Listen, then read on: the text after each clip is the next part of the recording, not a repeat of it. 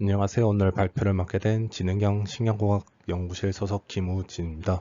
오늘 발표할 제목은 40Hz 자극의 메커니즘으로 위와 같은 내용의 발표를 준비하였습니다.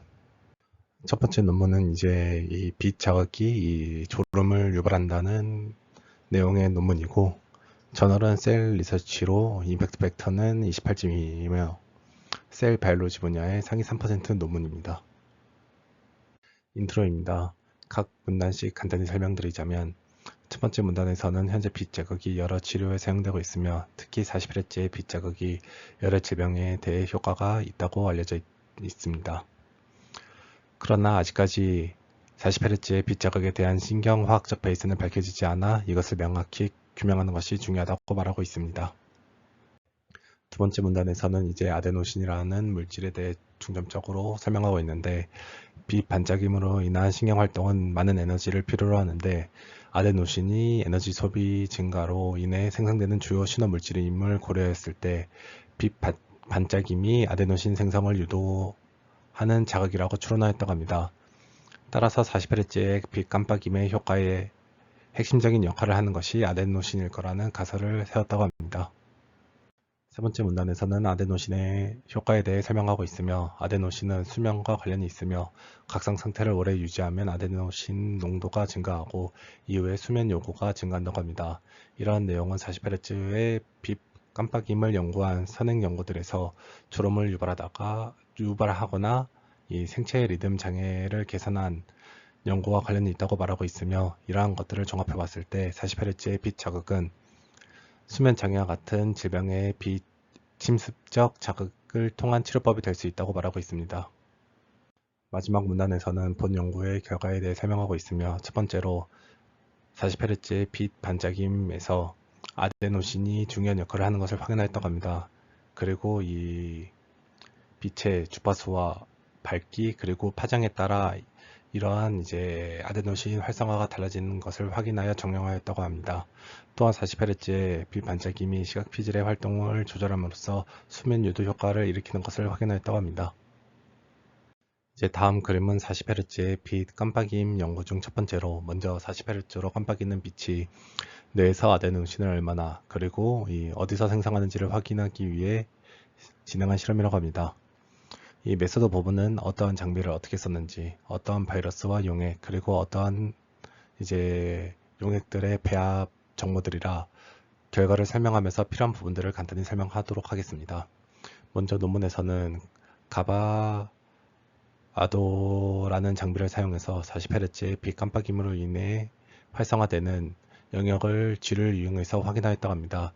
이때 확인한 영역은 이 산행 연구에서 활성화된다고 알려진 A 그림에 있는 이 8개의 영역에 대해 이 장비를 삽입하여 아데노신의 활성화 정도를 확인하였다고 하며, 비교는 간단히 이 아도라고 하는 그 아데노신과 결합하는 유기체를 넣은 센서를 사용했고, 이 대조고는 유기체를 넣지 않아 실험을 한 다음 비교했다고 합니다. 이제 30분 동안 자극을 인가하고 아데노신의 변화를 확인해 보았을 때, 이 30분간 자극은 이 단순히 전구를 2개 놔두고 이 DC 노이즈를 주거나 아니면은 이 40Hz의 이 빛 깜빡임을 줬을 때의 결과입니다. 이 결과를 확인해 보았을 때 이 B 그림과 같이 이 V1 영역과 SC 영역에서 아데노신이 많이 분비된 것을 확인할 수 있었는데, 이것은 당연하게도 V1은 시각 피질을 의미하며 SC도 이 상부라고 하는 영역으로 여기도 망막으로부터 직접 입력을 받기에 이러한 결과를 보였다고 합니다. 이런 결과를 통해 이 40Hz의 빛 자극은 이 V1과 SC에서 아데노신을 유의미하게 증가시킴을 확인할 수 있습니다.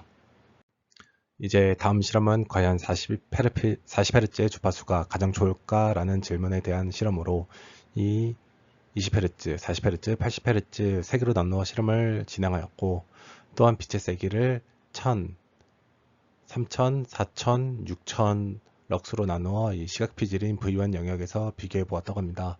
그 결과 이 40Hz의 아데노신이 다른 주파수에 비해 증가했음을 확인할 수 있었고, 이 대조공과도 유의미하게 증가함을 확인할 수 있었다고 합니다. 빛의 세기의 경우 이 40Hz와 이 6000Hz 둘 다 이 대조공과 비교하여 이 유의미하게 증가하는 것을 확인할 수 있었는데, 이 논문에서는 그렇기에 이 40Hz의 주파수와 이 4000 럭스 이상의 빛의 세기가 필요하다고 말하고 있습니다. 다음으로 이전 두 실험에서는 이 빛 반짝임으로 아데노신이 증가한 것을 확인하였는데, 이러한 아데노신의 증가 이유가 이전에 세웠던 가설의 메커니즘과 매칭되는지를 확인하기 위해 실험을 진행하였다고 합니다. 그래서 이 칼슘 신호의 증가 정도를 확인하였는데, 여기에서 80Hz의 주파수에서 칼슘 신호가 가장 높았는데, 이 결과를 해석해보면 누련의 신경활동이 증가할 때 이 칼슘이 증가하기에 주파수가 높을수록 이 높은 신경활동을 보이는 것을 확인하였지만, 이러한 결과는 이전 40Hz의 빛 반짝임에서 아데노신의 가장 큰 증가를 보인 것과 일치하지 않았기에, 이러한 결과는 단순히 신경활동의 증가로 인해 아데노신이 증가한 것이 아님을 증명하였다고 합니다. 다음으로는 뇌파 결과인데, 40Hz의 빛 반짝임이 정말로 감마 대역의 변화를 발생시켰는지를 확인하기 위해 FFT를 진행하여 결과값을 확인하였다고 합니다. 여기서 LFP는 이 로컬 필드 포텐셜로 단순히 PSD 정도로 생각하면 될 것 같습니다. 여기서 왼쪽 결과를 보면은 이 10Hz와 20Hz 그리고 40Hz의 결과에서는 타겟 주파수가 이 유의미하게 증가한 것을 확인할 수 있었는데, 이 DC 자극과 80Hz 자극에서는 변화를 확인할 수 없었다고 합니다. 오른쪽 그림은 자극 주파수 플러스 마이너스 0.5Hz를 정량한 결과로 이 40Hz에서 가장 유의미한 변화를 발생시켰다고 합니다. 이러한 결과는 감마 진동이 에너지 수요와 가장 강력한 상관관계가 있는 것으로 나타났기에 아데노신 증가에 관여했음을 확인하였다고 합니다.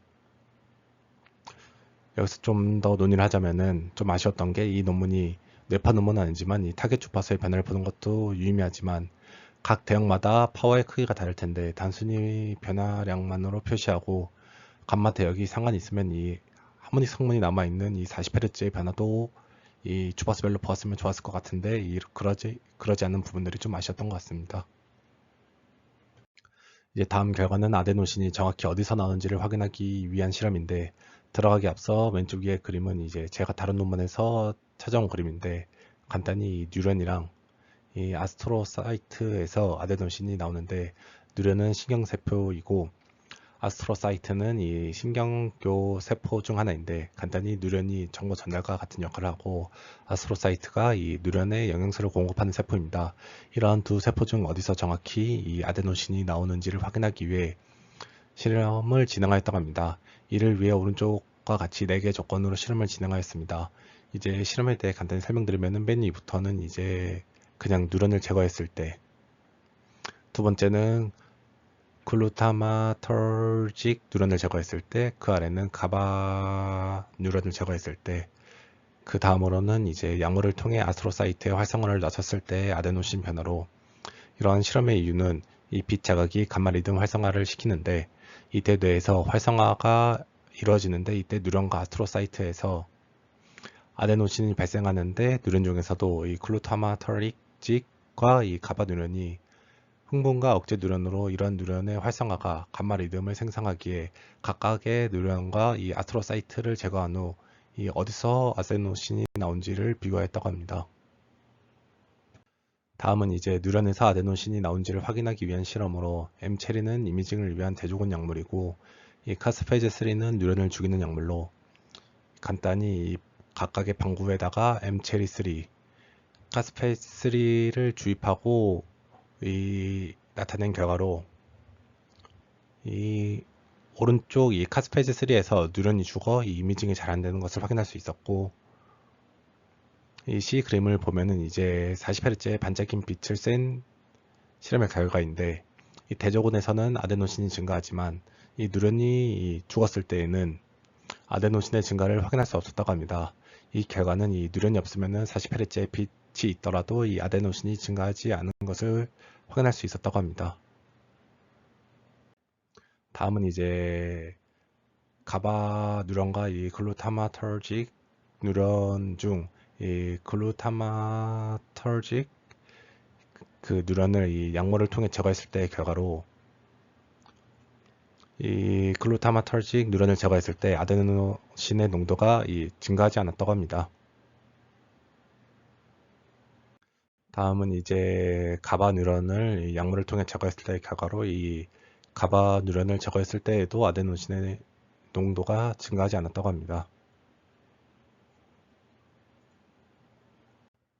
다음은 아스트로사이트의 활성화를 억제하는 단백질을 주입했을 때의 결과로 이때에는 아스트로사이트의 활성화가 억제되었어도 이 아데노신의 농도가 이 대조군과 다르지 않음을 확인할 수 있었다고 합니다. 이러한 결과들은 이 아데노신을 생성하는 뉴런과 아스트로사이트 중에서 이 뉴런이 이 아데노신의 이 증가를 담당하는 것을 확인할 수 있었다고 하며 이 글루타마터직과 이 가바 뉴런에서 이 아데노신이 생성되는 것을 확인하였다고 합니다. 이제 다음으로는 간단히 아데노신이 이 세포 안에서 생성되는지, 세포 밖에서 생성되는지를 확인하는 실험으로 이러한 실험의 이유는 아데노신으로 변하는 세포 내 에너지를 담당하는 ATP가 이 세포 밖에서도 있을 수 있어 세포 안에서 만들어지는지 밖에서 만들어지는지를 확인하였다고 합니다. 이제 위의 그림은 이 세포 밖에서 아데노신이 나온지를 확인한 실험으로 ATP가 아데노신으로 변경될 때 필요한 CD73 유전자를 제거한 쥐와 그냥 쥐를 비교했을 때 실험 이후 아데노신의 농도가 똑같이 증가하는 것으로 보아 이 세포 안에서 이 아데노신이 만들어졌다고 추측할 수 있다고 합니다. 아래 그림은 이제 이후 이 세포 내에서 만들어지는지를 확인한 실험으로 세포 안과 밖을 연결해주는 이 ENT1과 ENT2의 활성화를 막는 이 디피리다몰을 사용했을 때 아데노신의 농도가 증가하지 않아 이 세포 외가 아닌 세포 내에서 이 아데노신이 발생하였음을 확인하였다고 합니다. 이후로 이 ENT1과 ENT2를 각각 제거한 쥐를 사용하여 실험을 진행하였는데 실험 결과를 통해 이 ENT1이 활성화되지 않은 쥐는 세포의 아데노신의 증가를 보였지만 ENT2가 활성화되지 않은 아래 그림에서는 이 아데노신이 증가하지 않아 ENT2가 세포의 아데노신의 증가에 중요한 역할을 함을 확인하였다고 합니다. 다음은 이제 세포 내에서 어떠한 생성 경로로 이 생성되는지를 확인한 결과로 간단히 빨간색으로 표시한 1번 경로가 가장 유력하다고 합니다. 이 간단히 ATP가 ADP로 분해되고 이 ADP가 이 AMP로 변한 다음 아데노신으로 분해되어 증가하는 것이 확인되었으며 나머지는 각각 유의미하지 않았거나 이 H처럼 반대의 경향을 보였다거나 이 중간에 이 경로가 유의미하지 않았다고 합니다. 그래서 오른쪽 아래 그림과 같은 이 경로들을 전부 확인하였을 때에는 이 유의미한 이 증가를 보인 1번 경로가 가장 유력하다고 합니다. 다음은 그래서 이 40Hz의 빛 반짝임이 아데노신의 증가로 이어지는데 아데노신이 수면 항상성을 조절한다고 알려져 있지만 정말 40Hz의 빛 반짝임으로 수면을 조절할 수 있을까에 대한 확인을 하는 실험입니다. 실험 방법은 뒤의 그림처럼 30분 동안 이 빛 반짝임을 주고 잠을 잘 자는지 EEG와 EMG를 확인하였는데 C의 그림은 이 로우 데이터인데 이것으로 다른 점을 확인하기에는 어려워서 오른쪽 이 그림들로 이제 확인해 보면 이제 SWS 느린 수면 파형을 보면 이 초반 2시간에서 유의미한 차이를 보이는 것을 확인할 수 있었는데 이를 이 초반 2시간만 정량하여서 보면 유의미한 이 SWS의 증가를 확인할 수 있었다고 합니다. 이는 이 램 수면에서도 똑같이 향상된 것을 확인할 수 있었다고 합니다. 이제 이러한 이 결과들을 이 뇌파로 확인한 결과가 이 H부터 이 J까지인데 이 빛을 쐬지 않았을 때와 뇌파가 같고 SWS에서는 이 델타 파워, 이 램 수면에서는 세타 파워에서 차이를 보이지 않아 결과적으로 이제 수면의 깊이나 질에 문제가 없으며 졸음과 같은 부작용 없이 수면을 촉진시켜 불면증의 잠재적 치료법이 될 수 있다고 말하고 있습니다. 다음으로는 이전에 했던 이 주파수별 이 자극과 같이 실제로 이 20Hz나 80Hz보다 이 수면과 이제 상관관계가 있는지를 확인한 실험으로 실제로 이 초반 부분에서 이 40Hz의 자극이 더 높은 이 SWS를 보였으며 이를 정량화해서 보았을 때도 이 대조건과 유일하게 이 40Hz의 자극에서만 이 SWS의 유의미한 증가를 확인할 수 있었다고 합니다. 다음으로 이제 마지막 결과입니다. 평균 9세의 수면 장애가 있는 아이들에게 수면 다인 검사를 통한 빛 반짝임의 효과를 확인한 결과입니다. 이 첫 번째 날에는 이 단순히 잠을 들었고 두 번째 날에는 잠자기 30분 전에 이 40Hz의 빛 반짝임을 주었다고 합니다. 이 그림 C부터는 이에 대한 결과로 이 그림 C는 수면에 걸리는 시간인데 이 유의미하게 감소하였고 그림 D는 전체 수면 시간으로 유의미하게 증가했음을 확인하였다고 합니다. 그림 E는 수면 효율을 나타낸 그림으로 유의미하게 증가하였고 그림 F는 잠든 이후 깨어있는 시간의 총합으로 유의미하게 감소함을 확인하였다고 합니다. AF는 이제 arousal frequency로 이 기존과 차이를 보이지 않았으며 그림 H는 이 램까지 걸리는 시간을 의미하는데 이때에 유의미하게 빨랐다고 합니다. 그림 I는 가벼운 수면 정도, 그림 J는 깊은 수면 정도를 의미하며 이 둘 다 유의미하지 않았는데 이러한 결과들은 이 수면 구조를 왜곡하지 않았음을 의미한다고 합니다. 마지막으로 이 램 수면 비율을 의미하는데 이 램 수면 비율이 이 48Hz 빛 반짝임 조건에서 유의미하게 증가했음을 확인하였다고 합니다. 이러한 결과들을 종합하면은 이 48Hz 빛 반짝임이 수면 유도에 이 효과가 있음을 확인할 수 있었다고 합니다. 두 번째 논문은 이제 40Hz의 수면 중 빛 자극을 통해 감마 리듬을 증가시켰다는 논문으로 저널은 이 슬립으로 임팩트 팩터는 이 5.3이며 상위 10%의 0.2% 부족한 이 89.8%의 Q1급 논문입니다. 인트로로 첫 번째 문단에서는 알츠하이머에 대해 얘기하고 있으며 알츠하이머는 이 사회적 문제로 48Hz의 자극이 이를 위해 사용되고 있으나 이 시간이 많이 소요된다고 합니다. 두 번째 문단에서는 이제 이 48Hz의 자극 중 이 시각 자극이 주로 사용되고 있다고 말하고 있으며 이 40Hz의 빛 자극을 이 수면 중에 적용하여 이 일상을 방해하지 않고 이 효율을 높이고자 한다고 합니다. 세 번째로는 이 치매에서 광자극이 사용되고 있으며 기억을 향상시키고 수면의 질을 개선할 수 있는데 이 두꺼운 뼈를 통해 빛을 전달하기에 이러한 빛의 전달이 어려움이 있다고 합니다. 이때 얇은 피부에 이 눈을 통해 이 자극을 하면 이 감마 진동을 유발할 것이라고 합니다. 네 번째 문단에서는 이 수면 중 빛 자극을 통해 뇌파를 변화시킨 선행 연구를 언급하고 있으며 이 40Hz의 빛이 수면을 향상시켰다는 선행 연구도 말하고 있습니다. 마지막 문단에서는 이제 빛 자극을 인가했을 때 수면 단계에 따른 활성화를 EEG를 통해 확인하고자 한다고 합니다. 다음으로는 먼저 패러다임으로 수면 다인 검사와 수면 상태 EEG를 측정하였으며 피험자들에게 수면의 질에 대한 설문을 진행하였다고 합니다.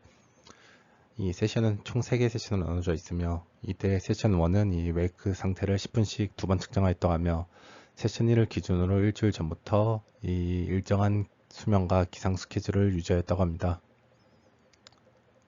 두 번째 세션에서는 이제 빛이 막아진 장치를 쓰고 잠을 잤는데 이러한 이유로는 이 LED에서 발생하는 이 정기적 아티팩트의 영향이 있을 수도 있으니 단순히 빛을 검은 테이프로 가린 형식을 사용했다고 하며 이 앉아서 10분간 이 웨이크 상태를 기록하고 잠에 들었다고 합니다. 이 잠에서 깬 후에는 이 수면 질 설문을 진행하였다고 합니다. 세 번째 세션에서는 이 두 번째 세션 다음 날이나 다다음 날 실험하였다고 하며 이 빛이 나오는 장비를 착용하고 잠을 취했는데 이때 취침할 때 이 취침 시작할 때부터 빛을 쐬면은 잠에 못 들 수도 있어 이 N2부터 이 빛 자극을 인가했으며 웨이크 상태일 때도 자극이 멈췄다고 합니다. 여기서 실험 순서가 고정된 이유로는 이 첫날 밤 효과를 줄이고 이 실험 전 미 진단된 수면 장애를 확인하기 위해 위와 같이 진행하였다고 합니다. 다음으로 실험에는 총 30명의 피험자가 참여했으며 뉴로팩스 PSG 시스템을 사용하여 수면 단계 모니터링이 진행되었다고 합니다. 이때 EEG는 이 시각과 관련이 있는 측후두엽의 이 6개의 채널이 사용되었다고 합니다. LED 마스크는 수면에 가장 적게 방해가 되는 빨간색 빛을 사용하여 605 나노미리의 이 파장이 사용되었는데, 이는 이 엘콘이라고 하는 이 민감한 망막세포 때문이라고 합니다.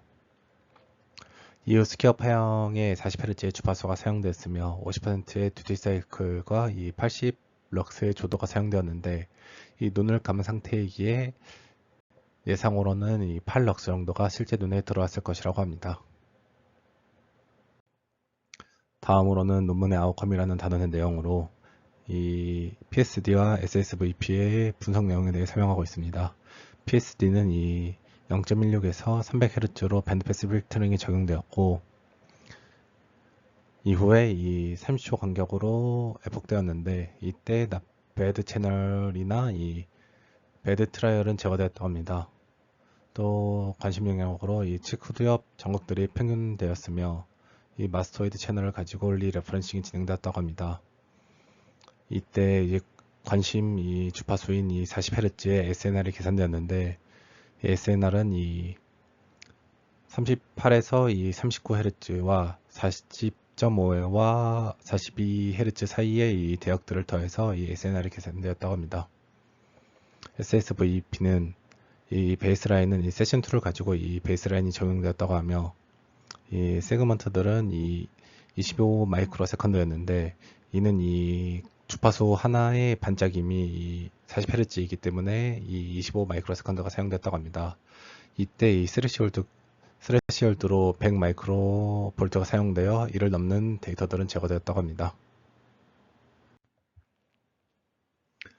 다음으로는 결과로 40Hz의 PSD를 비교한 결과입니다.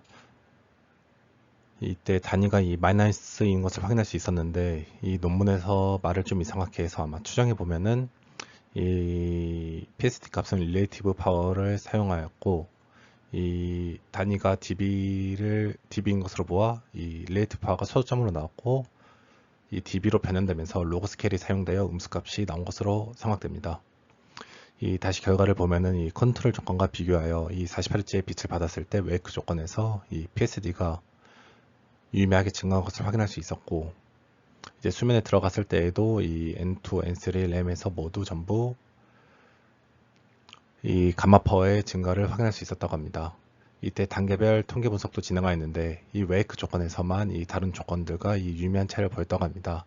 이때 SNR의 경우에는 이 컨트롤 조건보다 이 40Hz의 빛을 쐈을 때 이 SNR이 더 높은 것을 확인할 수 있었다고 합니다. 다음으로는 SSVP 결과로 따로 통계 표시는 없는데, 이 모든 조건에서 컨트롤 조건과 비교했을 때 진폭이 유의미하게 증가했다고 합니다. 이때에도 이 단계간 차이는 이 웨이크 조건에서만 다른 조건들과 유의미한 차이를 보였다고 하며, 이 SNR 또한 이 대조건과 비교했을 때 더 높은 것을 확인할 수 있었다고 합니다. 이러한 결과는 이제 이 48Hz의 빛 반짝임 자극이 깨있을 때뿐만 아니라 이 수면 중에도 SSVP 진폭을 유의미하게 변화시킨다는 것을 의미한다고 합니다. 이 마지막으로 설문과 수면 다잉 검사 결과로 전체 수면 시간과 이 수면 중 깨어있는 시간은 유의미한 변화를 보이지 않았다고 합니다. 그러나 이 수면 질 설문조사 결과에서는 유의미하게 낮은 것을 확인할 수 있었는데, 이 낮은 것은 이 수면의 질이 더 좋았음을 나타낸다고 합니다. 그리고 마지막으로 수면 단계별 이 비율은 두 조건 모두 비슷함을 확인할 수 있었다고 합니다. 이런 결과에 대해 논의가 막 따로 있진 않았는데, 이 실험 자체가 이 맹검 실험이 아닌 비맹검 실험이라서 피험자들에게 이 안대에서 빛이 나올 것이다 라는 것을 이제 아마 알려줬을 텐데, 실제로는 이 따로 변한 것은 없고 피험자들의 이 설문조사 결과만 변한 것을 보아 이런 것들이 좀 반영되지 않았을까 생각됩니다. 이 아쉬운 점으로는 첫 번째 논문에서는 아이들의 수면 다잉 검사를 할 때 고정으로 첫째 날에 그냥 자고 둘째 날에 빛을 쐬었는데, 이것을 랜덤으로 했을 때 더욱 유의미하였을 것 같은데, 이러한 장소의 변화에 따른 불면증이 생기고 이후 익숙한 환경에서 더욱 잠을 잘 자는 경우도 생겼을 것 같은데, 이라는 것에 대한 논의가 없었던 게 좀 아쉬웠고, 이 두 번째 논문에서는 이러한 것들의 이유를 좀 설명해서 좀 괜찮았었는데, 이 결과를 좀 보면은 실제 수면의 퀄리티가 증가하지 않는 것 같고, 이 설문조사 결과만 이 좋은 쪽으로 나타냈는데, 이는 이 맹검 효과를 이제 쓰지 않은 이 단순히 피험자들의 이 기분만 좋아진 효과라서 이게 실제 이 수면 퀄리티를 증가할 수 있었을까라는 좀 의문이 남는 결과였던 것 같습니다. 이런 것들 해석이 좀 더 있었으면 좋았을 것 같은데 한계점으로만 나와 있어서 아쉬웠습니다. 마지막으로 오늘 발표 내용은 이 40Hz의 빛 자극이 졸음을 유발한다는 내용의 논문들을 소개했는데 우리 연구실에서도 이 슬립 관련 이 연구나 과제를 많이 하기에 이 오늘 발표 내용을 고려하여 이 연구를 진행하면 좋을 것 같아 이러한 발표를 준비하게 되었습니다. 오늘 발표 여기서 마치겠습니다. 감사합니다.